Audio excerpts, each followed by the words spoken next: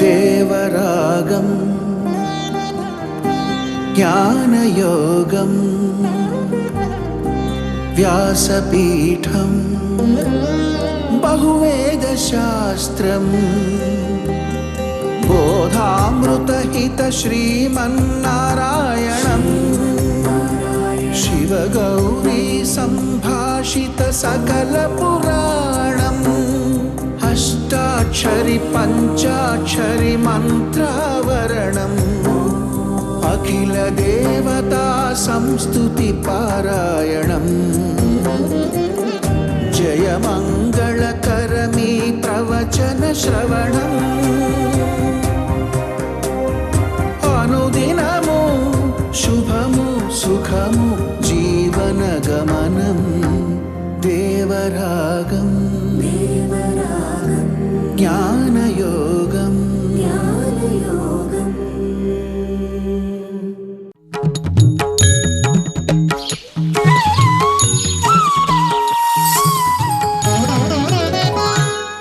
ఆపదామపహర్తారం దాతారం సర్వసంపదాం లోకాభిరామం శ్రీరామం భూయో భూయో నమామ్యహం.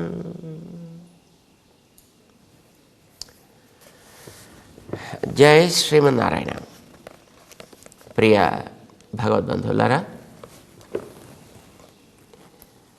దక్షిణ భారతానికి చెందినటువంటి ఆళ్వార్లు అనే మహానుభావుల్లో నమ్మాళ్వార్ అనే ఒక మహానుభావులు పుట్టారు. 32 సంవత్సరాల కాలం వారు ఏం చేసి ఉన్నారు అని చరిత్ర చెప్తోంది. అందులో 16 ఏండ్ల పాటు వారు బయటి ప్రపంచపు సంబంధం లేకుండా కేవలం అంతర్ముఖులై, అంటే పుట్టినప్పటి నుంచి కూడా తల్లి పాలు కూడా తాగకుండా అక్కడ ఉండేటటువంటి ఒక చింత చెట్టు త్వరలో ఉండి 16 ఏండ్ల పాటు అట్లాగా ఆయన పెరిగి, తర్వాత కొందరు మహానుభావుల యొక్క ప్రయత్నం చేత బాహ్య స్మృతి ఏర్పడి 16 ఏండ్ల పాటు లోపల తాను అనుభవించిన 16 సంవత్సరాల అనుభూతిని ఆయన తన యొక్క గానామృతంగా లోకానికి అందించాడు. ద్రావిడ భాషలో ఆయన అందించాడు. ఆయన ఉండే ప్రాంతం ద్రావిడ దేశం కనుక ఆయన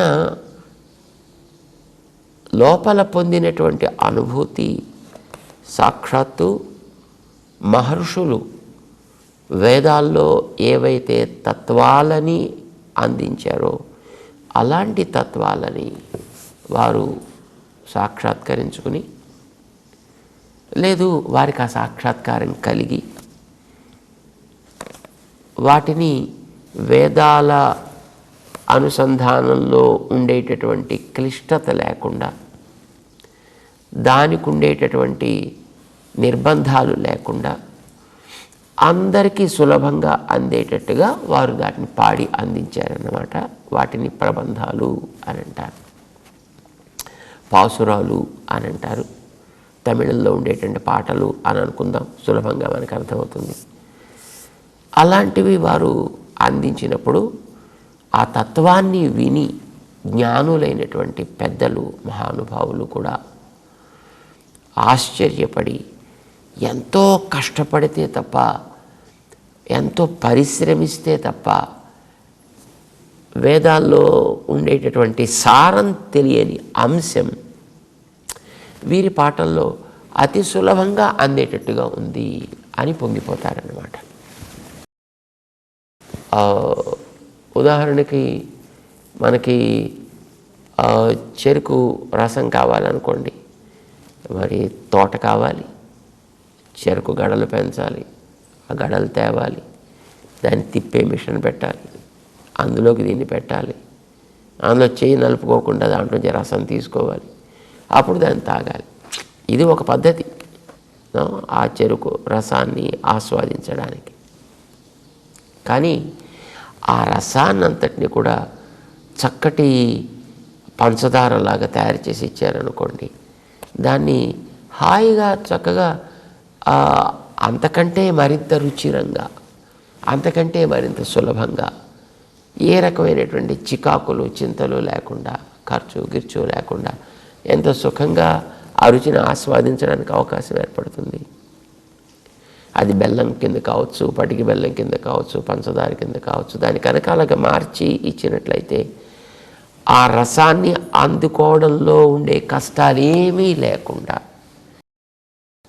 దాని సారాన్ని అంతకంటే ఇంకా అందంగా, అంతకంటే ఇంకా మనస్సుకి రంజకంగా చక్కగా దీంట్లో అందుకోవచ్చు కదా.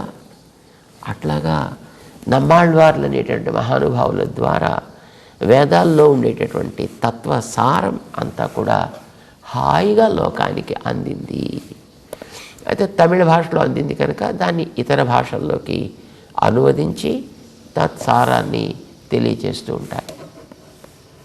ఏమిటి వేదసారం? అది చెప్పడానికే భగవంతుడు ఇచ్చాడు. భగవద్గీత అనే పేరుతోటి ఇచ్చాడు ఆయన. ఏం చెబుతోంది వేదం అనంటే, కుర్వన్నేవ ఇహ కర్మాణి జిజీవిషేత్. హాయిగా నీ బాధ్యతగా ఏర్పడ్డ పనులేవో వాటిని చేస్తూనే జీవించాలి. ఎంతకాలం జీవించాలి? శతగం సమాహ. నీకు ఎంత కేటాయింపు జరిగిందో అంతకాలం నువ్వు హాయిగా పనులు చేస్తూ జీవించాలి. ఊరికి ఎంతకాలం చేస్తామండి? కొంతకాలం ఏదో చేశాం, తర్వాత వదిలేస్తాము అనడానికి వీల్లేదు. శతగం సమాహ కుర్వన్నేవా. నువ్వు బతికున్నంత వరకు పనులు చేస్తూనే బతకాల. ఎవడు వేస్తాడండి ఇదంతా? ఊరికే బతికితే చేయాలంటున్నారు. నేను బతుకులుంచే పోతాను, వాటికి పోవడానికి వీల్లేదు. జీవిషేత్. జీవించాలనే కోరాలి, పోవాలని కోరడానికి వీల్లేదు, మానడానికి వీల్లేదు.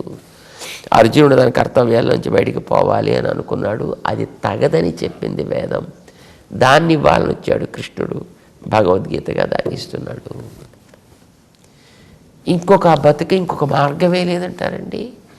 ఏవం త్వయి నాణ్యధే తోస్తి. ఇంకొక మార్గం నీకు లేదు సుమా. పని చేస్తూనే నువ్వు బతకాలి, అలానే ఉండాలి.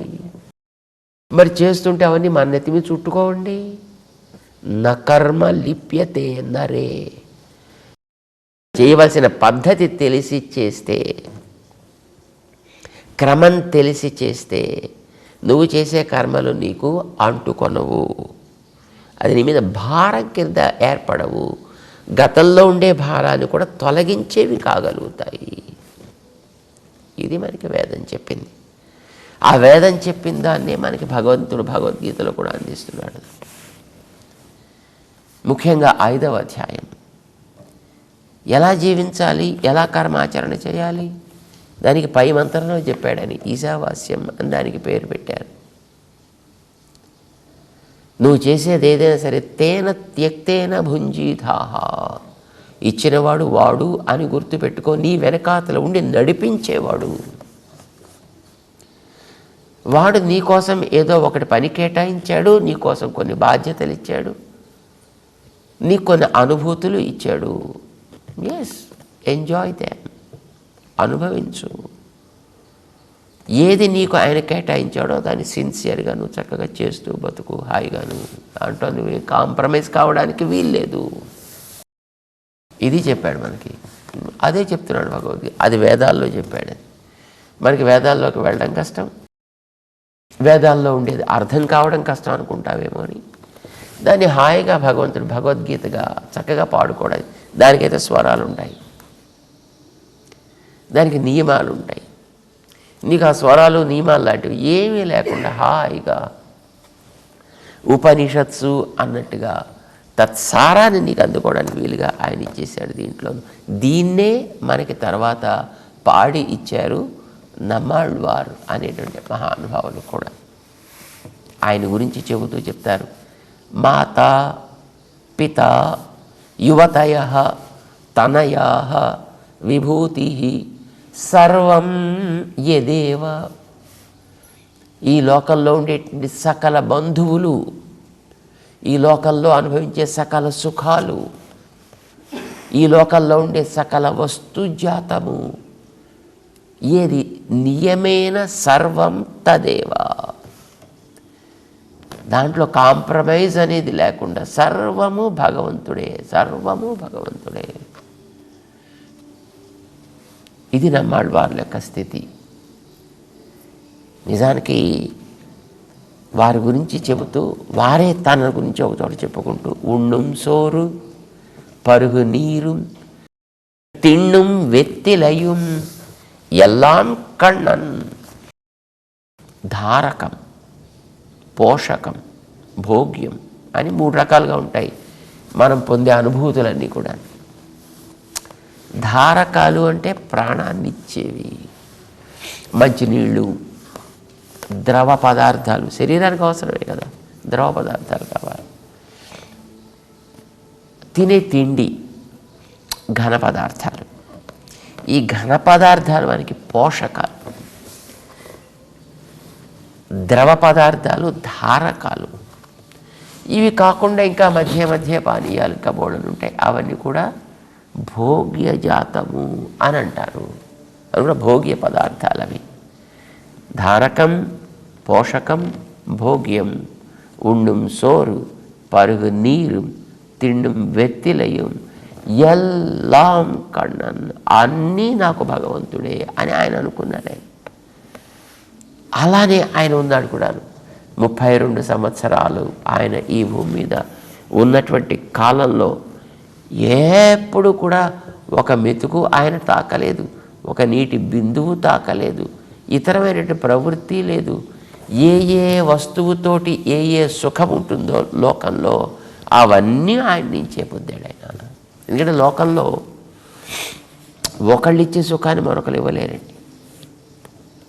తండ్రి ఇచ్చే సుఖాన్ని తల్లి ఇవ్వలేదు, తల్లి ఇచ్చే సుఖాన్ని తనయులు ఇవ్వలేరు, తనయులు ఇచ్చే సుఖాన్ని భార్య ఇవ్వలేదు, భార్య ఇచ్చే సుఖాన్ని భర్త ఇవ్వలేడు, భర్త ఇచ్చే సుఖాన్ని బంధువులు ఇవ్వలేరు.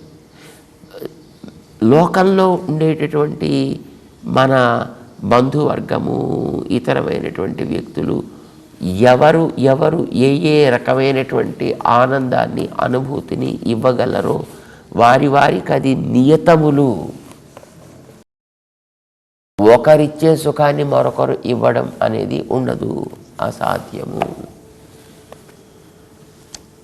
కానీ వీటన్నిటినీ కూడా భగవంతుడి వల్ల పొందారు నమ్మాడి వాళ్ళు. మన లోకంలో వీటి వల్ల కోరుకుంటాం కనుక ఈ వస్తువులు లోకంలో ఉండేవి, ఆ వ్యక్తులు కూడా మార్పు చెందుతూ ఉండేవి కనుక వాటి వల్ల వచ్చే సుఖాలు కూడా మారుతూ ఉంటాయి. సుఖాలు మారుతాయి, వ్యక్తులు మారుతారు, అనుభవించేటటువంటి మనము మారుతూ ఉంటాము. మనం అంటే ఈ శరీరం, ఇది కూడా మార్పు చెందుతూ ఉంటుంది కనుక వీటి వల్ల కలిగేటటువంటి అన్నీ కూడా తాత్కాలికం. అప్పటికే ఆనందంగా ఉంటాయి, అప్పటికి సుఖాన్ని అనిపిస్తాయి, అప్పటికి నీకు పెద్ద కాంతిని ఇస్తాయి. కానీ క్రమేణా క్రమేణా వాటిల్లో మార్పు వస్తే నీకు ఆ రకమైనటువంటి సుఖం ఉండదు, ఆ రకమైన ఆనందం ఉండదు, ఆ రకమైనటువంటి స్థితి నీకు ఉండదు. ఇవన్నీ మారేవి. వారికి నమ్మాళ్ళ వాళ్ళకి ఆ సుఖం అనేటటువంటిది బాహ్య వస్తువుల మీద పెట్టుకోకుండా తనలోనే ఉండేటటువంటి కృష్ణ తృష్ణ తత్వం అని అంటారు ఆయన్ని. అంటే శ్రీకృష్ణుడే ఈయన్ని నాకు కావాలి అని ఆయనలో ప్రవేశించి ఉన్నాడు. ఆయన్ని చూశాడు ఆయన, ఆయన ఎందుకు పెట్టుకున్నాడు. ఆ భగవంతుడనే తత్వం మారని తత్వం కనుక దాని మీద పెట్టుకున్నటువంటి ఆ అనుభూతి కూడా ఎప్పుడూ మారక ఏకరూపంలో ఉండేట్టు సాగింది. అన్ని రసాలు వారికి ఆ లోపలే అనుభవించారు. మనకి ఒక్కొక్క రసానికి మనకు ఒక్కొక్కటి కావాలి. తీపి రసం కావాలంటే ఒకటి కావాలి, పులుపు రసం కావాలంటే మరొకటి కావాలి, మరి ఇంకో వగరో చేదో ఇంకోటి కావాలంటే మరొకటి ఏదో కావాలి. లోకంలో ఒకటిచ్చే రుచి మరొకటి ఇవ్వదు కదా. కనుక అవి మార్పు చెందుతూ ఉంటాయి. కానీ వారికి భగవంతుడునే సర్వరస సర్వగంధ అని భగవంతుడిని అంటారు కనుక వారు అన్నీ అక్కడే పొందారు, అన్ని స్పర్శలు వారు అక్కడే పొందారు. కనుక వారికి దేనికి లోటు లేకపోయింది. చక్కగా యోంత సుఖ అంతరారామ తథా అంతర్జ్యోతిరేవయ సయోగి. అమ్మ పెడుతోంది కనుక వాడికి ఇతరత్ర తినాలి అనే రుచే కలగదు, ఏర్పడదు. వాడికి ఆడుకోవడానికి ఇంట్లో కావలసిన వస్తువులన్నీ అమ్మే ఇచ్చిందనుకోండి, వాడు బయటికి ఎందుకు పోతాడు? వాడు చక్కగా వాడు అన్నిటినీ అక్కడే పొందుతాడు. మనకి లోపల భగవంతుడు ఉన్నాడు, కానీ మనం భగవంతుడిని చూడాలా. సరే, భగవంతుడు ఎక్కడో చాలా పెద్దవాడు, పక్కన పెడేద్దాం. మనం ఉన్నాం కదా ఇక్కడ, కానీ మనని కూడా మనం చూసుకునేటటువంటి దశలో లేము. మనం కూడా అదే రకమైనటువంటి స్వరూప స్వభావాలు కలిగిన వాళ్ళం ఇన్ ఏ సటిల్ వే, చిన్నగా. కానీ ఆ చిన్నగా ఉండే స్వరూపాన్ని కూడా చూసేటటువంటి స్థితి మనకి లేకుండా అవన్నీ బయట నుంచి కావాలి అని మనం కోరుకుంటున్నాము. బయట నుంచి కావాలని కోరుకున్నప్పుడు కర్మ వల్ల వీడికి అవి ప్రవర్తిస్తాయి. అది తీపి వస్తువు కావచ్చు, వీడి కర్మ వల్ల వీడికి జ్వరం వచ్చి ఉండొచ్చు. అప్పుడు ఆ తీపి వస్తువు వీడికి వికారాన్ని, వెగటుని ఇస్తుంది. బయట వస్తువులు ఎప్పుడు అదే స్వరూపంలో ఉండవు, ఎప్పుడు అదే స్వభావంతో ఉండవు. ఆ స్వభావంలో ఎప్పుడు వీడికి అనుకూలంగానూ ఉండవు, వీడికి ప్రతికూలంగానూ ఉండవు, ఉదాసీనంగానూ ఉండవు. తమాషా మారుతుంటాయి. ఒకనాడు వీడికి అనుకూలమైంది, మరొకనాడు ప్రతికూలం కావచ్చు. అది చక్కగా మంచి బాగా వికసించి ఉండేటప్పుడు గులాబీ ఓ ఎంత బాగుంది ఎంత బాగుంది అన్నాడు. అది శుభ్రంగా ఎండిపోయింది అనుకోండి, తీసి శుభ్రంగా పొడించేసి దాన్ని దేంట్లోనే కలిపేస్తాడు, ఎక్కడో వాడేస్తాడు. గులాబీగా ఉంటే చక్కగా వాడు పెట్టుకుని ఆనందిస్తాడు. తల్లో పెట్టుకుంటాడో, ఒళ్ళో పెట్టుకుంటాడో, దేవుడికి పెట్టుకుంటాడో, ఏదో ఒక పనిలో దాన్ని వినియోగించి దాన్ని చూస్తూ ఆనందించాలనుకుంటాడు. అప్పుడు వీడికి అనుకూలమైంది. కానీ అదే ఎండిపోతే వీడికి అది అనుకూలం అని అనిపించటం లేదు. ఏ వస్తువు కూడా ఆ రూపంలోనే ఎప్పుడూ ఉంటుందనే నియమం లేదు. ఆ వస్తువుతోటి వీడు పొందే అనుభూతి ఎప్పుడూ అలానే ఉంటుంది అనే నియమం అంతకంటే లేదు.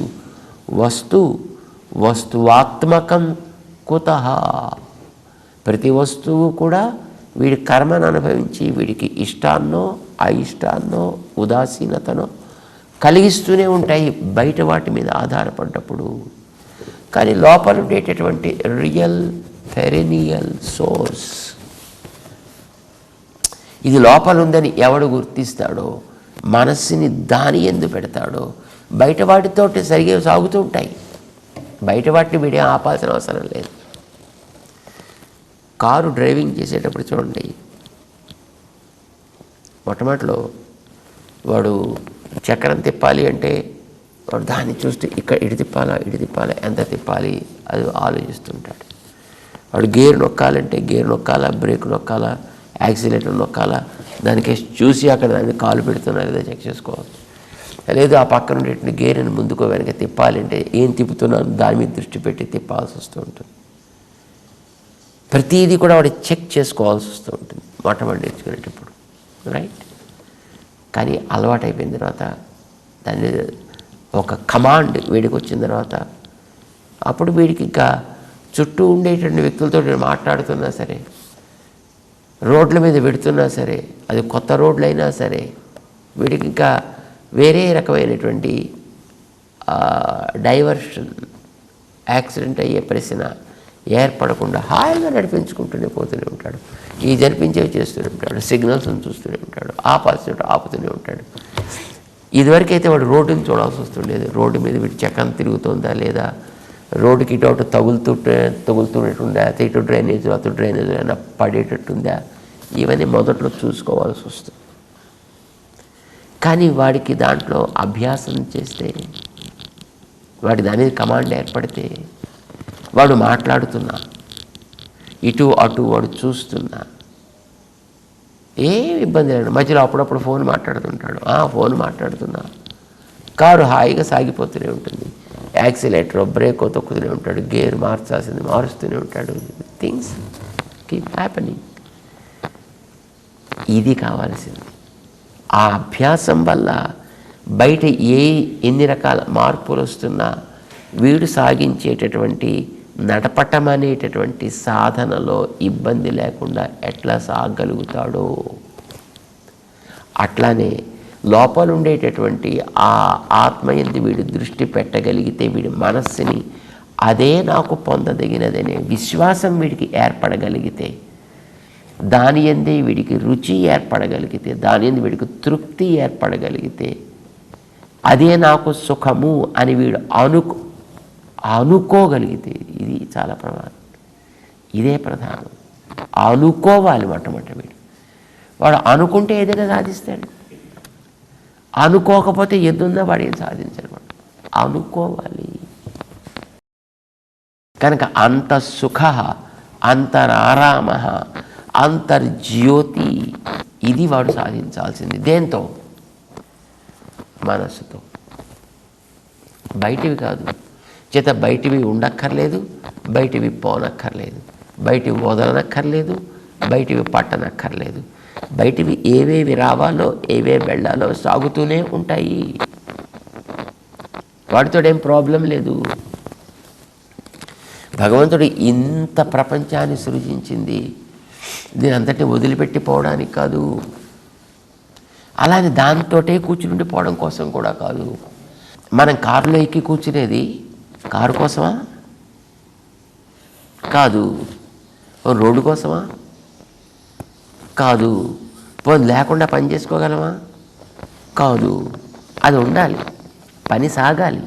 కానీ దానివల్ల సాగాల్సింది ఏదో అది సాగాలి తప్ప, వీడు బంధువులు ఇంటికి వెళ్ళిపోయినా సరే నా కారును కూడా వెనకాల మోసుకొస్తానండి అంటే that is not the purpose కదా. అక్కడ చేర్చడం దాని బాధ్యత. చేర్చిన తర్వాత వీడు చేసుకోవాల్సిన పనులు వీడు చేసుకోవాలి. ఈ శరీరంలో ఉండేటప్పుడు కూడా అందుకోసమనే ఈ శరీరం వదిలిపెట్టాక రావాల్సింది కాదు ఇది. శరీరం ఉండగా నీకు కలగవలసింది. ప్రాక్ శరీర విమోక్షణాత్ అన్నాడు 23వ శ్లోకంలో.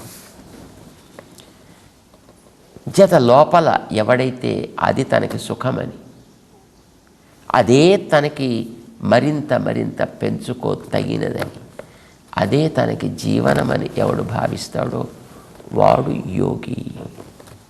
వాడే ఆత్మ దర్శనం చేసిన వాడు. వాడే ఆత్మ సాక్షాత్కారాన్ని తప్పకుండా ఇది కంటిన్యూ అయినట్లయితే పొంది తీరుతాడు సుమా, దాంట్లో సందేహం లేదు అని శ్రీకృష్ణుడు అర్జునుడికి కర్మ సన్యాస యోగంలో ఆత్మ సాక్షాత్కారపు మెట్ల గురించినటువంటి విధానాన్ని ఒక 5 మెట్లని చెప్పాడు. 20వ శ్లోకం దగ్గర నుంచి ప్రారంభించాడు. విద్యా వినయ సంపన్నే అయిన తర్వాత నుంచి ప్రారంభించాడు ఆయన. అక్కడి నుంచి ఇప్పటిదాకా ఒక 4 శ్లోకాల్లో 5 మెట్లని చెప్పాడు ఆయన. ఇది మొదటి మెట్టు, ఇది 2, ఇది 3, ఇది 4. ఇది చేస్తే నీకు హాయిగా ఆత్మసాక్షాత్కారం కలుగుతుందా? నీ పనులు జరుగుతాయి. నువ్వు శరీరంలో ఉండి చేసే పనులతోటి నువ్వు హాయిగా జీవించగలుగుతావు. చుట్టూ ఉండే వ్యక్తుల్ని నువ్వు ఏమీ ఏడిపించక్కర్లేదు, వదలక్కర్లేదు. వాళ్ళతోనే కూర్చోను అక్కర్లేదు. అవి పనులు సాగుతుంటాయి. మన యాక్సిలేటర్ తిప్పుతున్నట్టు, చక్రం తిప్పుతున్నట్టు, బ్రేక్ నొక్కుతున్నట్టు, యాక్సిలేటర్ నొక్కుతున్నట్టు అవి వాటితో బట్టి వాడు సాగుతూనే ఉంటాయి. అవి ఏవి నేను బంధకం చేయవు, నీకు బాధకం కావు. మనస్సు నీకు లోపల ఆత్మయందు లగ్నము చేసుకోగలిగితే, మనం ఆత్మయందు లగ్నం చేసుకోవాలి. అది చేసుకోవట్లా. మనం బయట విషయాల మీద లగ్నం చేసి పెట్టుకుంటాక మనకి అది కష్టం అనిపిస్తుంది. దాని ఎందు లగ్నం చేస్తే నీకు అది సులభం అనిపిస్తుంది. ఇది 24వ శ్లోకంలో స్వామి మనకి ఉపదేశం చేస్తూ క్రమంగా ముందుకు తీసుకెళ్తున్నాడు. 25వ శ్లోకం వైపు తెలుసుకునే ప్రయత్నం చేద్దాం. జై శ్రీమన్నారాయణ.